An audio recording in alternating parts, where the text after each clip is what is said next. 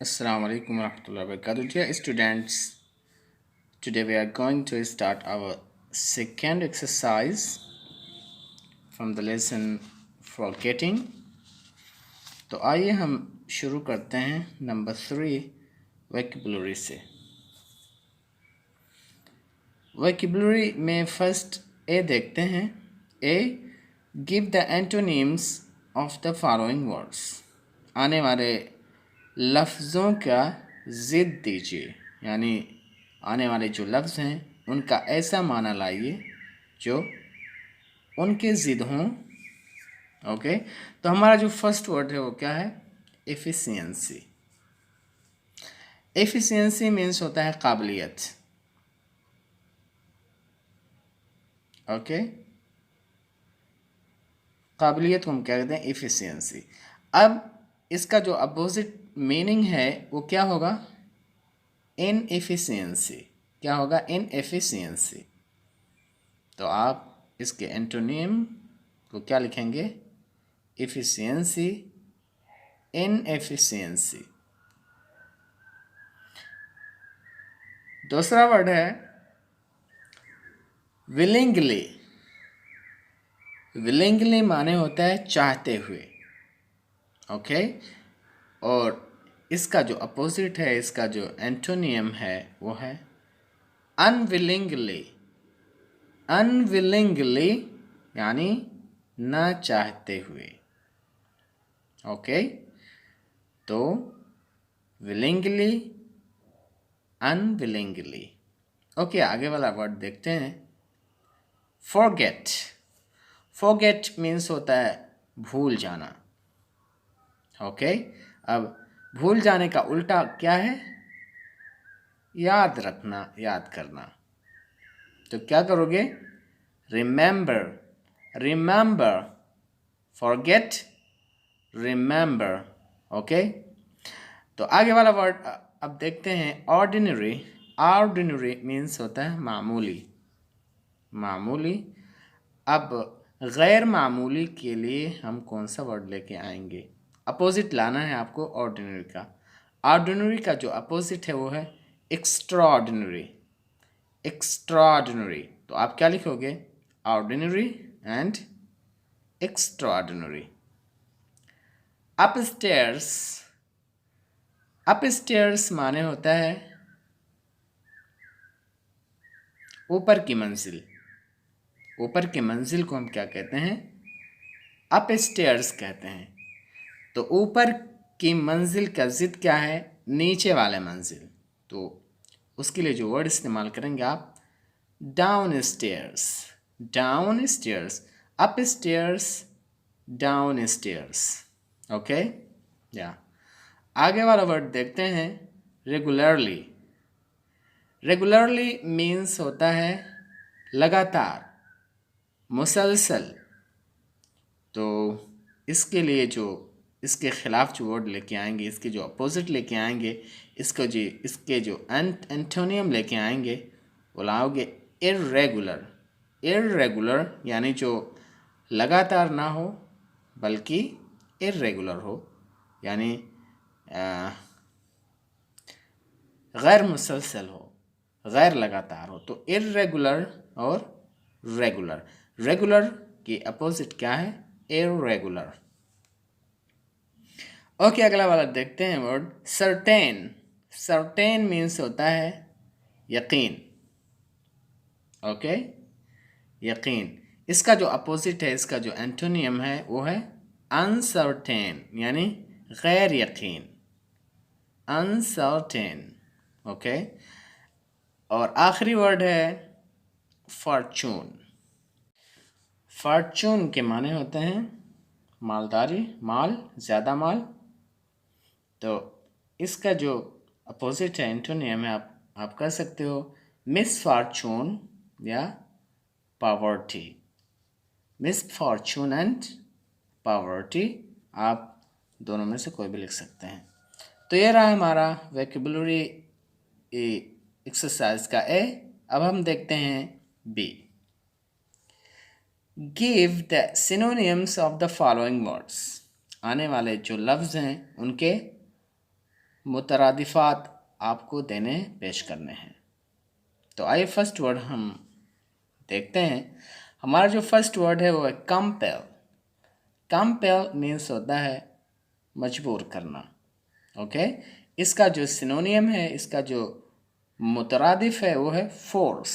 To force, to force मजबूर करना, to compel मजबूर करना। दूसरा वर्ड है हमारा एक्सपेक्ट। एक्सपेक्ट के माने होते हैं उम्मीद करना। तो इसका जो मुतरादिफ लफ्ज़ है वो है होप। होप उम्मीद करना। Okay, reluctant. रिलक्टेंट मीन्स होता है गैर आमादा होना। ओके, गैर आमादा यानी नाराज़। तो इसका जो सिनोनियम है वो है अनविलिंग। अनविलिंग, विलिंग से क्या है, अनविलिंग। ओके, अब देखते हैं हम अगला वर्ड एंटीपैथी। एंटीपैथी मीन्स होता है नफरत। ओके, तो नफरत वर्ड का सिनोनियम क्या हो सकता है, hatred. Hatred, hatred. Okay, hatred is the synonym of antipathy. Evidence, synonym of evidence is proof. Proof, proof. Okay, आगे चलते हैं। हमारा अगला वर्ड है यानी प्रोजेक। इसके माने होते हैं डल। तो इसका जो सिनोनियम है वो है डल। ओके, डल आप लिख सकते हो, DULL, डल। अगला वर्ड है हमारा इंडिग्नेंट। इंडिग्नेंट माने होता है जो आदमी मतलब शॉक्ड हो जाए और कोई चीज़ ना कह पाए, तो आप क्या कह सकते हो, शॉक्ड एंड रिसेंटफुल। तो आप क्या लिख सकते हो, रिसेंटफुल आप लिख सकते हो इसके सिनोनियम के तौर पे। फॉर्चून्स, फॉर्चून्स के माने होते हैं माल, बहुत ज़्यादा माल। तो आप कह सकते हो fortunes wealth. Wealth, wealth. Okay, हमारा अगला वर्ड है यानी प्रोस्पेक्ट। इसका जो सिनोनियम है वो है लाइकलीहुड। लाइकलीहुड। अगला वर्ड है हमारा मतलब ट्रस्ट। अब इस ट्रस्ट का जो सिनोनियम है वो है फेथ, बिलीविंग वगैरह। तो यानी ट्रस्ट मीन्स होता है यकीन करना। तो इसका जो सिनोनियम होगा वो होगा to believe. Believe is the synonym of word trust. तो ये हो गया हमारा बी सिनोनियम। अब आइए हम सी देखते हैं। ओके, तो सी देखते हैं। Use in your own sentences the following words and phrases. To make ones fortune. To make ones fortune means होता है पैसा जमा करना। ओके, पैसा इकट्ठा करना। तो आप कह सकते हो कि मैं तिजारत करके पैसा इकट्ठा करूँगा। तो आप कह सकते हो doing business I will make my Fortune. Okay, ये हो गया। अब हम इस्तेमाल कर अब देखते हैं मतलब दूसरा एक्सप्रेशन या फ्रेज,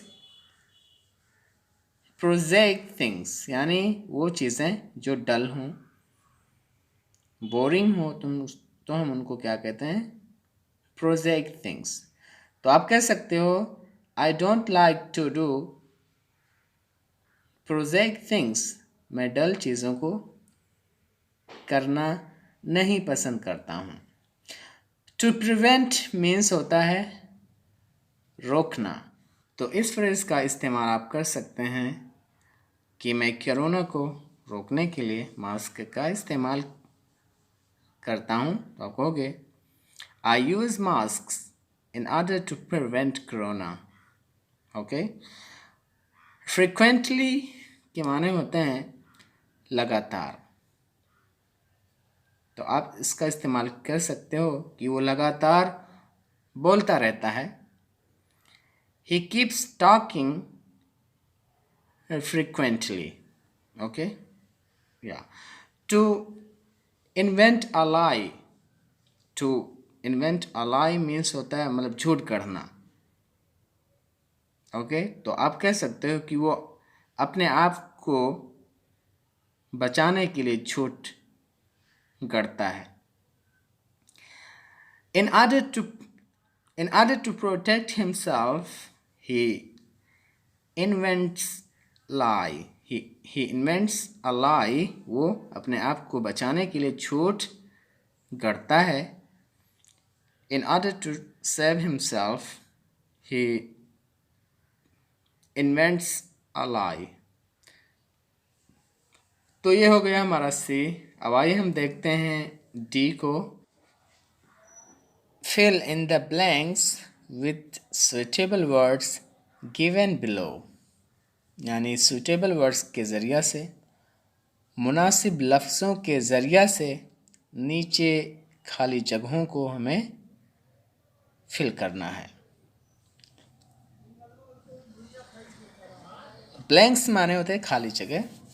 ओके, तो हमारे जो वर्ड यहाँ पे हैं वो है expect, eccentric, considerable, efficiency, inefficiency. इन सारे वर्ड के ज़रिए से जो हमारे खाली जगह हैं नीचे जो दिए गए हैं उनको फिल करना है। तो आइए हम फिल करते हैं। It is the efficiency rather than the inefficiency of human memory that compels my wonder।